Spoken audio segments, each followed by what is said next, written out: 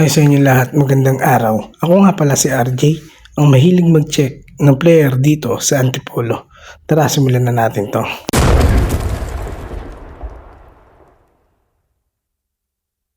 At sa unang kuha ng video, makikita natin ang magandang play na nagmula kay Anthony and Albert, tapos naman ni Bor. Sa pagkakataon na ito, nakita natin na tumira si Idol Albert, ngunit nahuli ni Charlotte.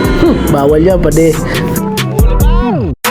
At sa pagkakataon na to, si Bandido na naman ang didiskarte. At isa to sa mga player na chinecheck natin. Mahusay din to. Kaya abangan na lang natin ang mga susunod na video para kay Bandido. Dumako naman tayo dito sa pangalawang kuha ng video na ito.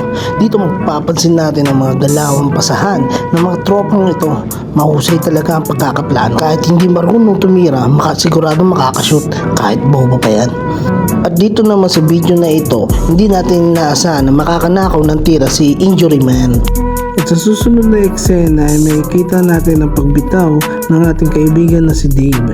Shooter talaga to. Isa rin to sa mabigat ng mga kamay dito sa Antipolo. At ito ay makikita natin ang galaw ng big man ng trooper. Bago lang to player na to. Check natin yan minsan. At dito, dumiskarte ang mga kaibigan natin na hindi maintindihan ang ikot ng bola. May kanya-kanyang tira. Pero si Bibert lang ang makakashoot dun. Ito, may pre-shot si Idol. Tingnan natin yung bitawan na ito. Ganda bumitaw. Sigurado. At dito, makikita natin bumitaw ang isang tanga. Ay, tanga pa pala yan. Sorry. Bali, hayaan na lang natin. Dito naman ay maganda yung pick sana ni Idol Albert. Ngunit sumablay ang kanyang tira. Napalakas lang doon. Sinundan ng ating kaibigan na si Dave sa balay. At rebound ni Albert pasa sa tanga ay sa kaibigan natin na si Anthony. Binalik kay Dave. Gandang layup. Solid. Lakas ng upper body niya. At yun, dito commercial muna tayo. Isang sablay muna para kay Bata. Ngayon ay binata na siya. At dito makikita natin ang isang bullet pass ni Jeffrey na hindi naman pinahiyaan ng kanyang tito. Dito dumidiskarte ang ating kaibigan na si Dave.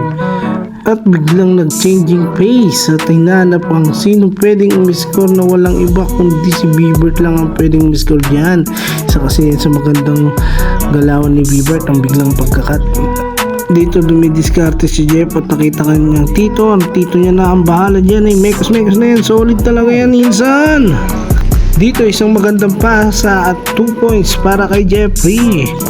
Sinundan naman ng kanyang tito na sumablay pero na-steal yan ni Jury. Pero may foul, sayang naman yun. Nagtapasuntok sa buwan ng ating kaibigan na si Jury. At dito naman nakita natin kung paano rumibon at bumangga ang ating paring Bor. Solid, dire-diretso. 2 points yan para kay paring Bor. Sabi kong laro yan eh. Dito makikita natin ang diskarte ng mag-insan na si Charlon at saka tito ni Jeff. Ayan o, ang lakas talaga ng upper body ng tito nito. At dito nakadampot ng bola ang ating kaibigan na si James. So mabilis yan, easy 2 points yan. At nakahuli na naman ang ating kaibigan na Jeff. At dito tatlo sila dito sa baba. At binalik kay Jeff, easy 2 points na naman yan.